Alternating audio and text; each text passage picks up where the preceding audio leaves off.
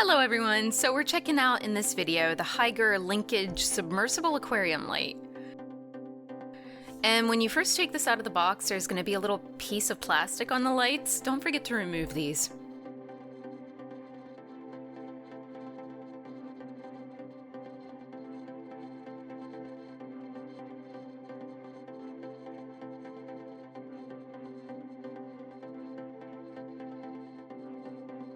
So there are a few ways to apply these to your tanks. The first is the way I'm doing this for now, and that's setting them up on the top of the tank. But as the box states, they are submersible, so you can mount them into the tank with the suction cups. You can choose where to place them based on the lighting you desire, like if you want to break it up a little bit to make one area brighter, or you have different plants requiring different lighting. It kind of gives you an option to do that. So you can mount these onto the glass on like the side of the tank inside the lid.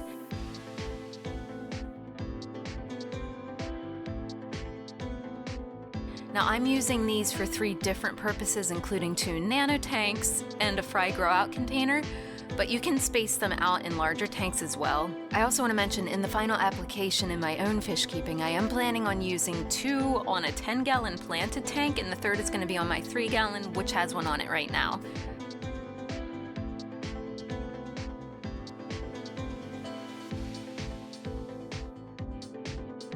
It is nice to know that the combined controller will make the lights match up in different tanks and they'll all go on and off at the same time.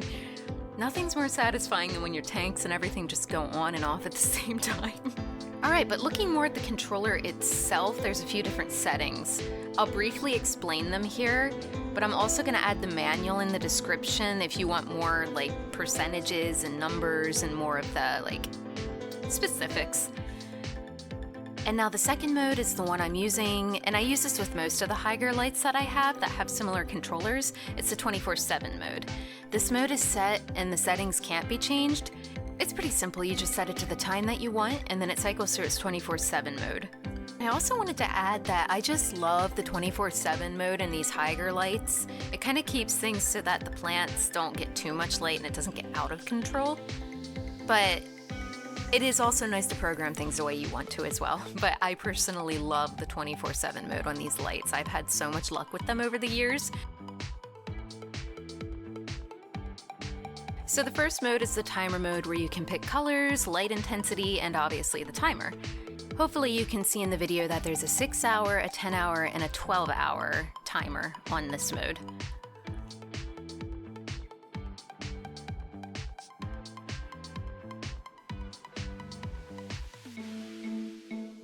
I've been using hygger lights for quite a long time now, and I definitely recommend them. And if you hear a weird noise in the background, that is my cat licking herself. She is very loud.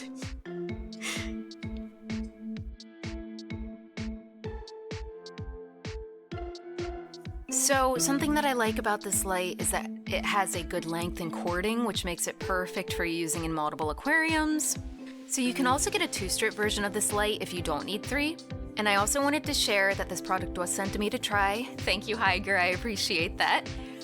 But I also wanted to highlight the nano heater in my quarantine tank, which is also from Hygger. Now this I bought myself, and so far it's doing a great job keeping my 5-gallon nice and warm for my loaches that are in quarantine. I'll link that below if you want to check out that product as well. If you want a full review, I will gladly make one for you guys. Just let me know in the comments. I kind of had to buy that on an emergency because my room got really cold, because now the days are starting to get colder. And yeah, the tank just, in my room I can kind of keep things at room temperature, but now that it's getting colder, my room's going to get colder, and yeah, so. And loaches obviously like warmer water, so yeah. But yeah, if you want a full review, just let me know and I will gladly make one for you.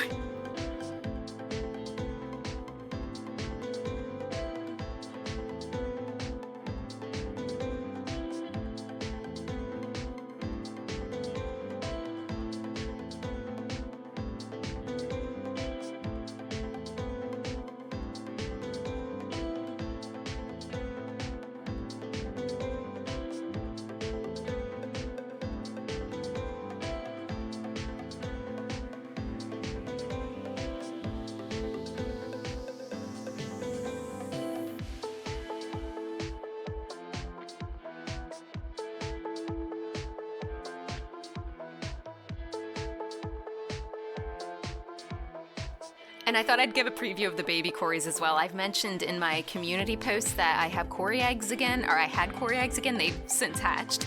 And I have about 20 plus babies hatched, and I wanted to share some footage of them moving in the eggs as well, because I just find that so fascinating. When you look at that, you can see their little bodies just moving around in the egg. It's so cute.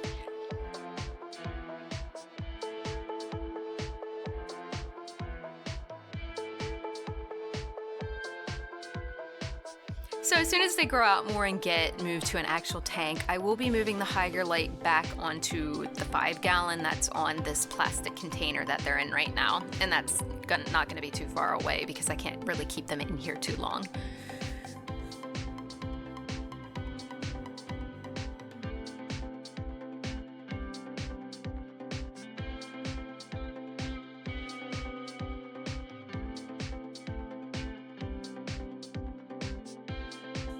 So the setup is a little wild at the moment. I want to build a stand, get everything organized better, get a nice wall of planted tanks that actually look really nice.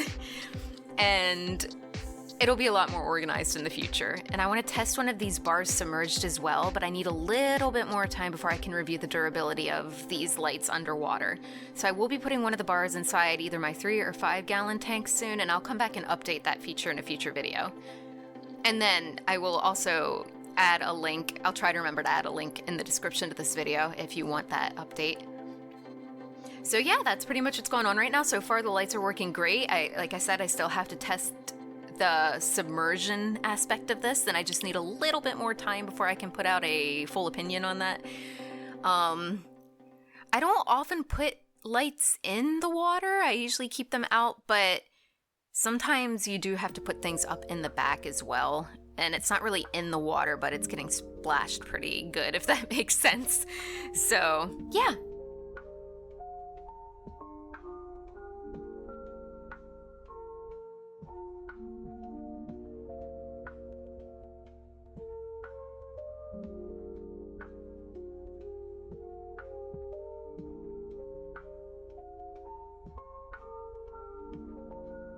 Thank you for watching.